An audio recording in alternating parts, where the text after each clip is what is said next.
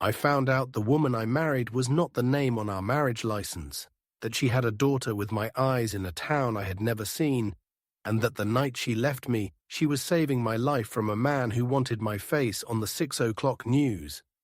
Hey folks, it is Robert from After Her Lies.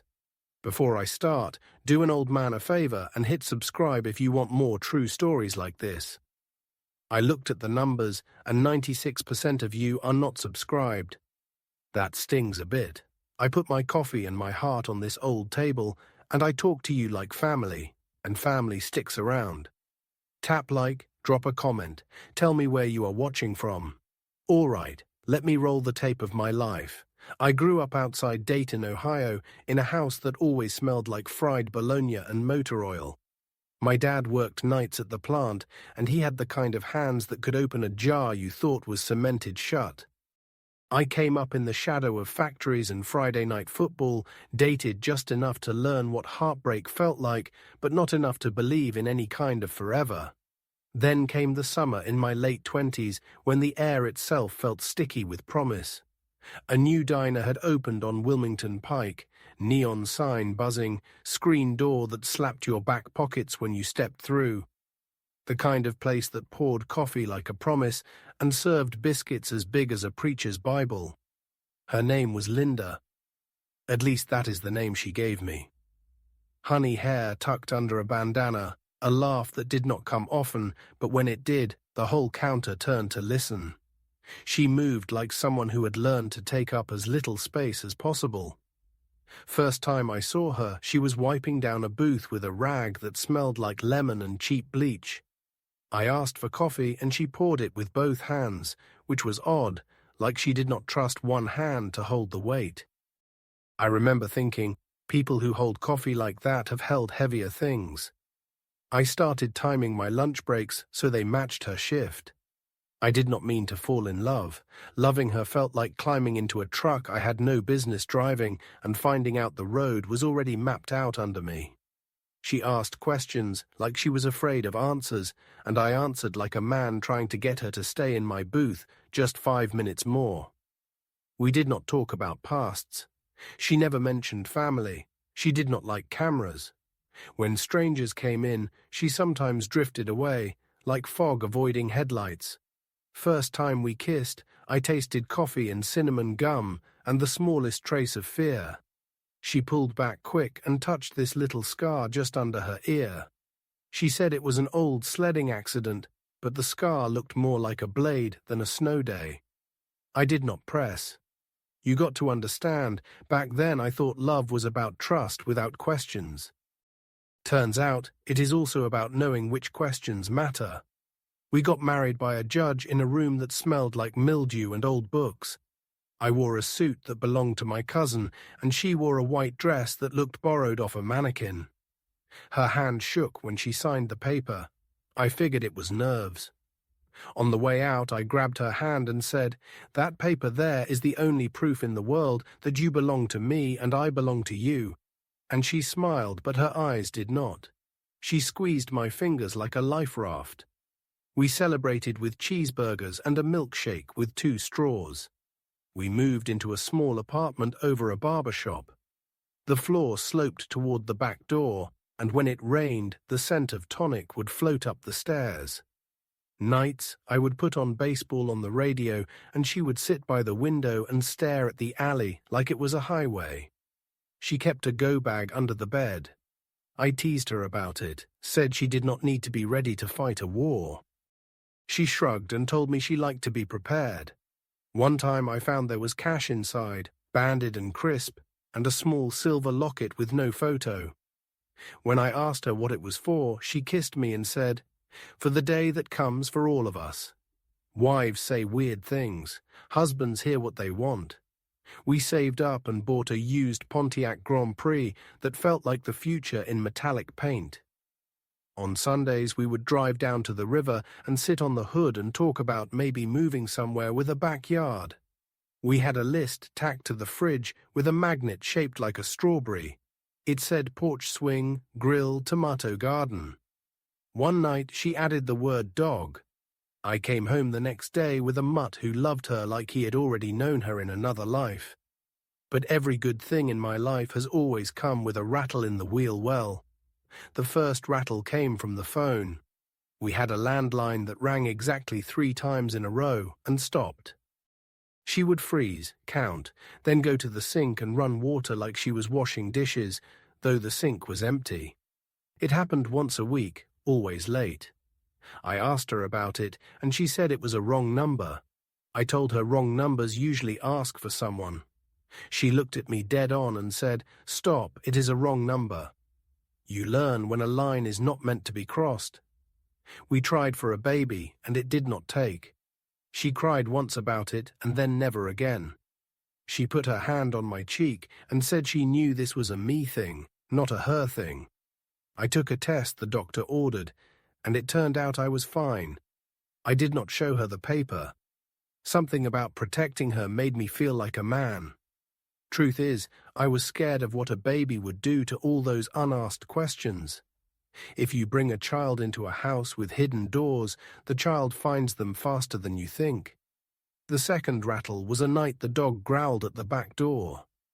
We had a chain bolt, and I heard it jingle.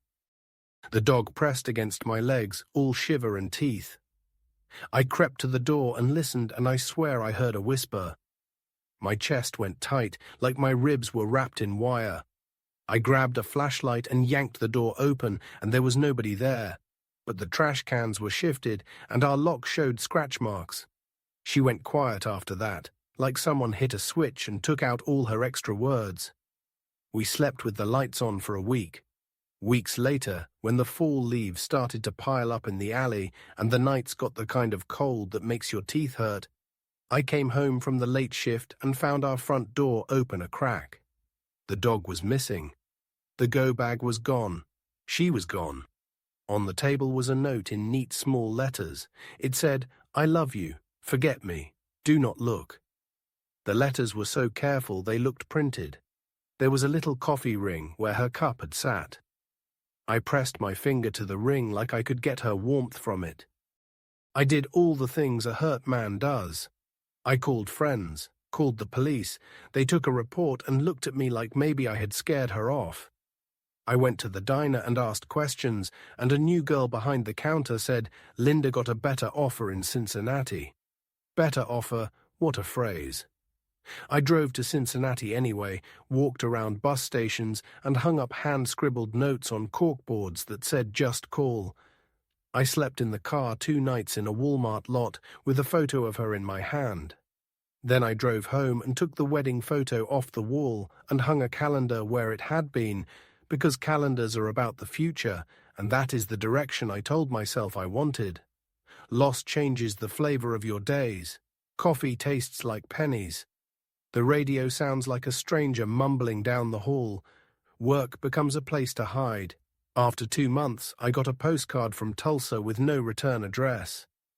It had a picture of a buffalo on the front. On the back, 3 words, "Safe, please forgive." I carried that card for years. It got as soft as a handkerchief. Sometimes I pressed it to my forehead like a prayer. I never told anyone. I guess this is where some of you will say I should have moved on. People talk like pain is a train you can switch to another track. Time did what it does. It ran. I went from 1-bedroom to small ranch to working for the school district, fixing leaky pipes and sticky windows. Kids would call me Mr. Robert, and I liked the sound of that. I kept my ring in a drawer like a relic. I did not date. I did not drink for pleasure anymore, just to turn the volume down. My sister tried to set me up with a woman from her church who sold candles and wore perfume that made my eyes water. I took the lady to a ball game, and we watched a teenager hit a home run so hard you could hear the laces weep. She cried and said it reminded her of her son in Florida. I nodded and felt like a counterfeit bill. We never went out again. Years blur in a man's memory, but certain days slice clean. One afternoon, a decade after she left, I was fixing a radiator in the high school gym when the door opened and a man in a dark suit I could not afford stepped in like the air itself had invited him. He had the look of someone who knew where all the exits were. He asked if I was Robert and if we could talk outside. I said we could talk right there by the radiator, and he smiled the way you smile at a dog you do not want to spook. He showed me a badge. I do not remember the letters. They hit me like noise. In the parking lot, he handed me a shoebox that smelled like dust and paper.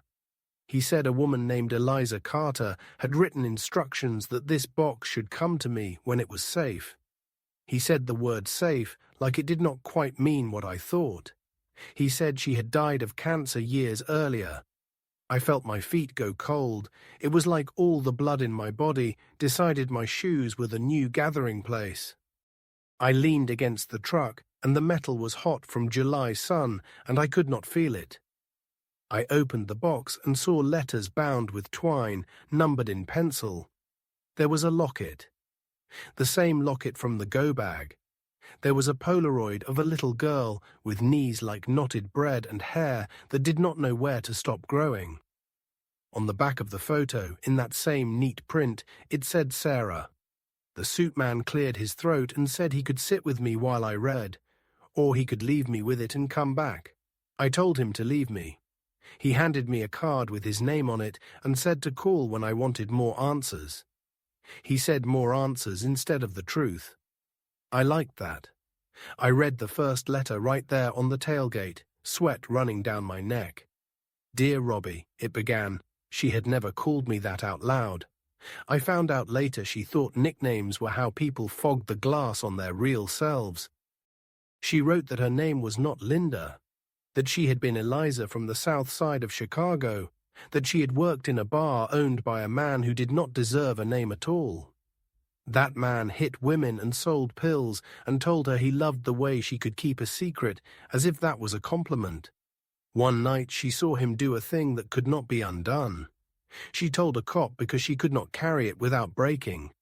The case got big. She went into protection. She was given a file, rules that stacked up like bricks. Do not tell your past. Do not call your mother.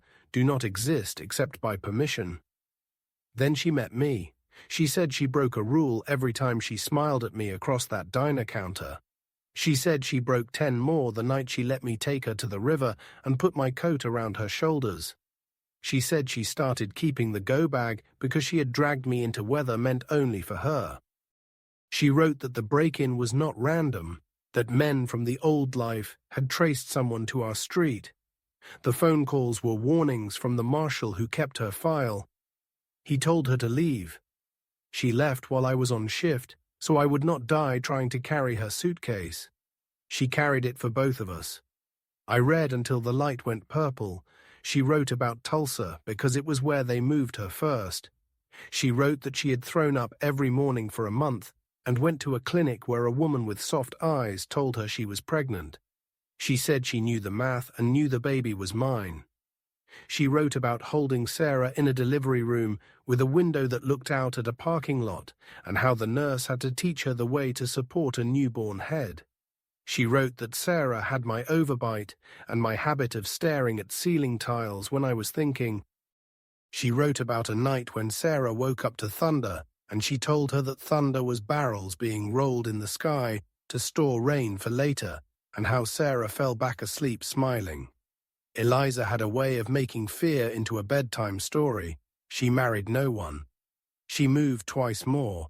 She learned to answer to another name I will not say here, because it belonged to a life she lived without me, and out of respect to that version of her, I will leave it blank. She was diagnosed with cancer in a clinic with diplomas on the wall that made her feel nothing. She wrote that she died before she got to apologize and that she had asked the marshal to deliver the box when the man she testified against was either dead or locked away with no key. She wrote that she wanted me to know I am better than the story I told myself about my failure to hold her. She wrote that her lies were the price of my life, and the price felt too big even to her. But she paid it because she had learned that sometimes love means you carry the blame so the other person can be free. She wrote that I should have a life of porch swings and tomato vines and a dog that snores like a train. The last letter was to Sarah. The suit man had put a copy in my box. The original had gone to her when she turned 18. The words were a map to a house in Omaha where a woman named Grace lived. Grace had been Eliza's friend from a church with a leaky roof and a casserole schedule.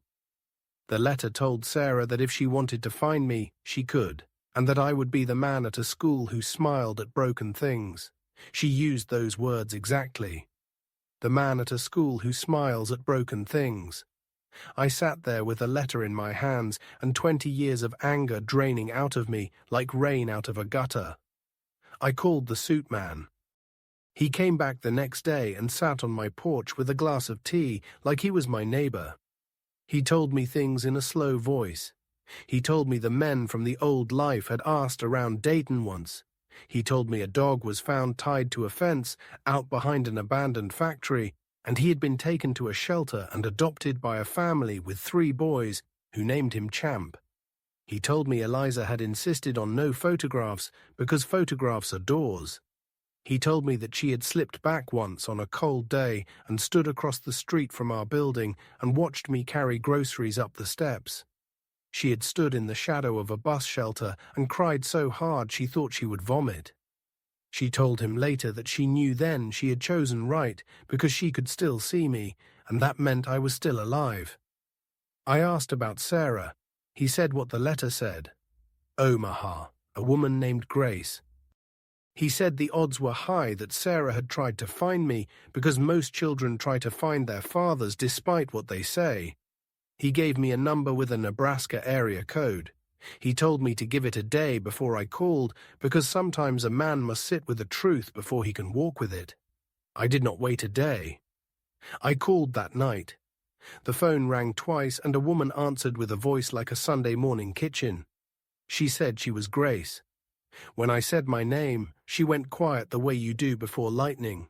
She told me to hold on 1 second. Then another voice came on, higher, unsteady. She said, "Is this Robert?" I forgot how to talk. I breathed and said that I was.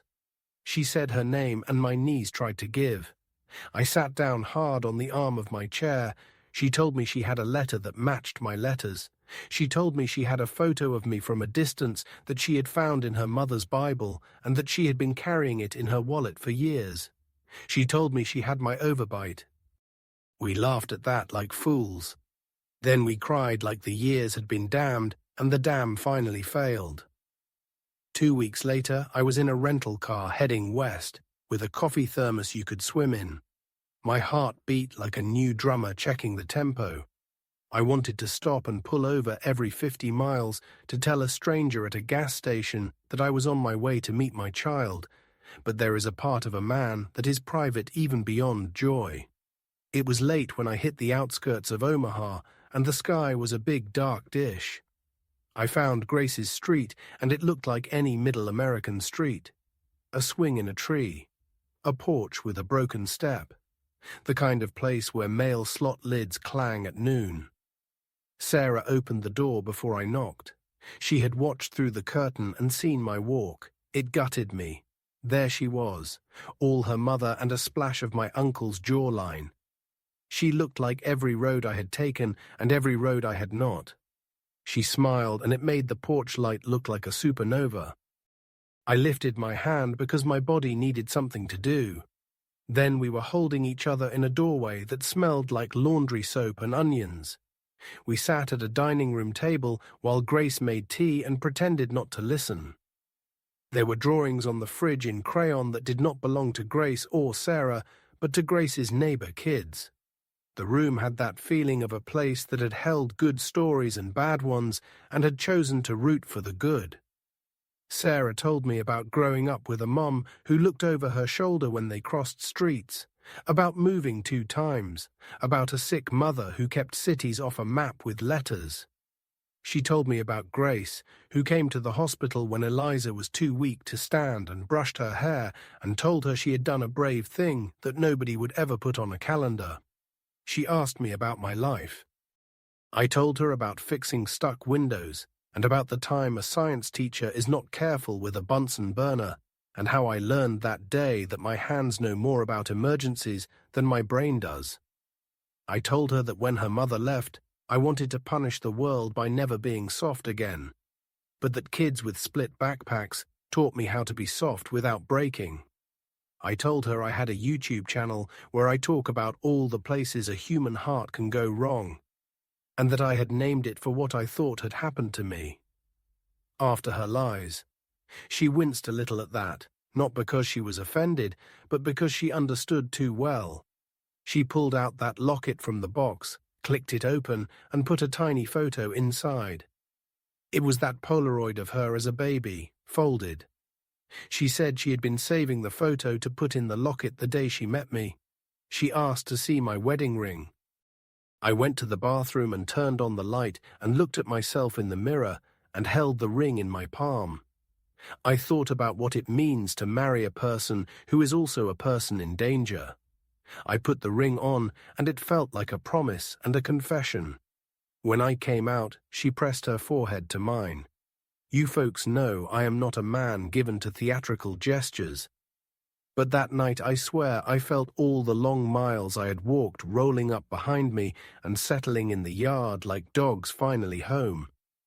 We spent 3 days together. We ate pancakes the size of steering wheels, and we lit a candle for Eliza in a church with no name on it. We went to a park where the wind made the swings creak, and we talked about ordinary things, like the price of avocados and the way people say young, like it has to be put in quotes once you pass a certain age. She asked me if I had ever been tempted to start over with someone new, and I said I tried once, like a guy tries on shoes a size too small, just to see if he is the one who is wrong. She squeezed my hand and said she did not want to be a replacement. I said she could never be a replacement because replacements fill a space shaped like something else, and she is a space nobody has ever seen before. At the airport, when it was time for me to fly home and save up for the next trip, she hugged me and said she was going to come out to Dayton soon and see where I live and meet the man at the school who smiled at broken things. She told me to keep making my little videos because somewhere out there a person is making a dinner for one and does not know yet that their life is going to roll out a new road. I promised to keep talking into the camera like it is a friend across the kitchen table. I drove back east with the shoebox buckled into the passenger seat because the stupid in me thought maybe a sudden stop could hurt it. The box felt lighter now, maybe because the weight had shifted from questions to answers. When I got home, I put the box on the table under the good lamp and poured myself a cup of coffee and opened the last letter again. That line about love carrying the blame sat there like a stone that turned into a candle. I did something I had avoided doing for 20 years. I went to the old apartment building and stood in the alley by the back door. The barber shop is gone now.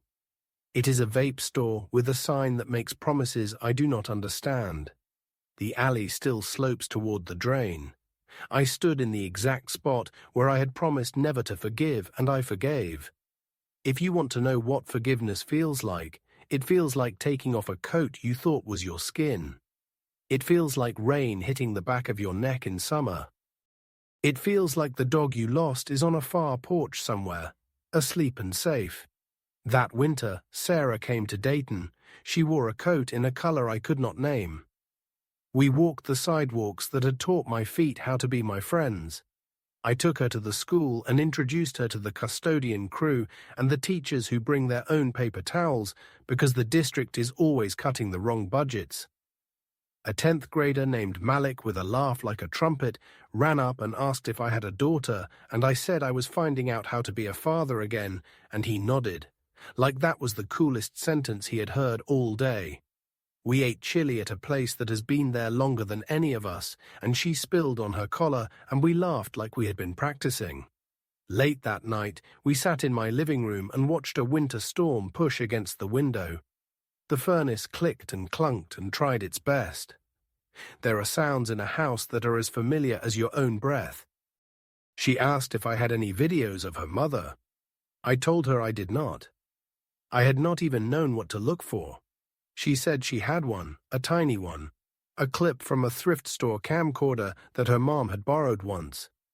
We watched Eliza on a shaky screen in a kitchen I did not recognize, She was younger than my memories had made her. She stirred something in a pot and then turned to the camera and smiled her rare smile. She said hello to her future and blew a kiss she had no reason to believe would land. There was a knock on my front door then. 3 quick knocks. I froze because my life remembers patterns. I stood up and opened the door, and there was a man who had been at the diner once. The new twist in the long story of my life. He was the stranger I used to see in the corner booth, always ordering tea with lemon, always reading a newspaper with his eyes instead of his hands. I had once thought he was someone sniffing around my wife. He looked older now, like the world had put its fingerprints on him. He said my name. I said yes. He said he was the marshal who had handled Eliza. He said he was retiring and that he wanted to tell me I had done a decent job of living with a hole in your map. He handed me a thin envelope. Inside was a letter Eliza had written for me the day she knew the chemo was not working. A letter the marshal had kept because sometimes government offices are lousy with rules, and sometimes a person breaks a small rule to keep faith. The letter was short. She called me Robbie again. She told me the truth that I had thought was the truth for years, but had never said out loud. She had lied, yes. But the lie was not that she loved me less. The lie was that she had known since the night at the river that she would leave me. She wrote that sometimes you meet a person and you feel 2 equal and opposite things. You feel home and you feel an emergency. She wrote that she had tried to stretch time like taffy and make a life in that space between. She wrote that she had watched me once through a window while I slept and had said goodbye there, not on paper, the way you say goodbye to a person who will go on living. She said if I ever found myself unable to love, I should touch a window pane and remember that a pane is thin, and the beating heart on the other side is closer than you think. I stood there with the marshal on my porch, and the wind pushing little currents of cold into the room, and I did something I had not expected. I invited him in. We sat at the table. He drank my coffee with sugar. He told a story about a woman he once protected who moved to Idaho and learned to pilot a small plane just to feel like she was steering something. He talked about the way people reinvent themselves, about how the government gives you papers but not a soul. He said Eliza found her soul anyway and that she used it to raise a girl who could walk into any room and make it better. He stood to leave and Sarah came out of the hall with a hairbrush in her hand. She stopped and looked at him, and he looked at her, and there was a kindness between them that did not need words. He reached into his coat and pulled out a small notebook. He said he had almost thrown it away a dozen times. It was log entries. Not confidential, just dates and cities and the vague kind of notes a man makes when he is trying to remember where he has been. There were dates in there that matched the postcards I had never received. Sarah ran her finger down the page and stopped at the birthday entry. The night she was born. The line read, "Hospital quiet, E alive and more than alive. Baby small and already stubborn. R not present but everywhere." I sat down for that one. I sat down hard and laughed like a madman, and then cried until I had to change my shirt. That night I slept the sleep of a man who has finally found the end of the thread. I dreamed of a house with a porch swing and tomatoes in jars good enough to hand out to neighbors. In the morning, Sarah and I made breakfast and we danced while the toast burned, and I told her the story of the first time I bought a record with my own money, and the cashier called me sir, and I thought that meant I had become an adult. She told me the story of the time Grace taught her to drive in a church parking lot, and she hit the one light pole and Grace kissed the top of her head anyway. A week after she left, the school called about a leak in the science wing. I went over and crawled into the crawl space with a wrench like a miner going for gold. The pipe hissed, and the sound made me think about the phone that used to ring 3 times and stop. I leaned on my side and felt my ribs against the floor, and I said it out loud to the dark. I am forgiven. Forgiven for my anger, my stubbornness, my refusal to see that sometimes love is a battlefield you win by walking away alive. I twisted the wrench, and the hiss died down, and I laughed because I, Robert from Dayton, had tamed water again and put it back where it belonged. A few months later, I went to Omaha for a second visit. We drove out to a small cemetery where Eliza lay. Snow had melted and the ground was soft. We stood side by side, and I talked to the stone as if she was late to the door, as if she was putting on her shoes. I told her I had been mad for a long time, but that I remembered her hands and how she held coffee like it weighed more than it did, and that I was proud of that because it meant she had learned that some cups hold more than liquid. I told her I had put her locket on a nail by my bed where the morning catches it. I told her Sarah was funny and brave and had my habit of fixing crooked picture frames. I told her that a man in a suit had showed up, and we had both thanked each other like neighbors after a storm. I promised her I would not waste what she saved. On the way back to the car, Sarah picked up a small pebble and put it on the headstone. She said it was something she had seen in a movie once, a way of saying, I was here. I leaned down and added my pebble. I pressed it into the stone like it would leave a thumbprint. We went for hot chocolate afterward, and mine burned my tongue, and I did not care, because there are burns you wear like medals. You might ask where the twists are in a story that already feels like a dozen winding roads. There are more. Life keeps writing addendums. A year after we met, Sarah sent me a photo. She had started dating a man named Kyle. He looked like he knew how to change a tire and plan a vacation. He had a little boy from before, and the boy had a cowlick that refused all forms of authority. That Christmas they came to Dayton, and we set up my old fake tree, the one with the top branch that leans like a lazy soldier. The boy asked me if Santa knew where he lived this year. I told him Santa is like love with a beard. He finds you wherever you are. The boy believed me like I used to believe in mourning. We made paper chains, and I used my old-school stapler, and the sound brought the past into the present like a magic trick. One night, after everyone fell asleep, I turned on the camera and recorded a video for this channel. I told a short version of this story, kinder than it used to be when I only had one angle on it. I titled it, After Her Lies, The Truth That Came Later. I pressed upload and sat back and watched the little bar fill. In the morning, there were comments from women and men and kids and grandparents. A girl wrote that she had lied to her boyfriend years ago about her last name to get away from a father who threw plates, and that she had carried shame like a backpack ever since. She wrote that she was going to call him and try to explain. A man wrote that his wife had left a note and a ring, and that he had spent 10 years blaming himself, and that now he was going to put the ring back on a shelf, but not in a tomb. A teenager wrote that she had never seen a grown man talk about feelings without making a joke to escape the feeling, and that it made her think she could cry in front of her friends without dying of it. That is what this channel is for. Not to expose, not to drag ghosts into the living room and make them perform. It is to say out loud that the stories we tell about ourselves are not always the stories we have to live. Some of you might say the title of my little show is ugly. After Her Lies. Maybe it is. I have thought about changing it. But I keep it because it is a road sign back to where I started. It reminds me that I used to be a man who believed the worst thing about another person. It reminds me that sometimes a lie is a boat a woman builds in the night to save the person she loves. And it leaks and it creaks, and it gets her to the far shore anyway. I keep the shoebox under the good lamp still. Sometimes I take the letters out and read one like you take out good silverware for company. Sometimes I take the Polaroid out and say hello to the baby with the stubborn mouth who grew up to become the woman who calls me dad on the phone. Sometimes I touch the locket and tell Eliza the weather. She liked knowing the weather. It was her way of keeping control. She would say, partly cloudy with a chance of blue.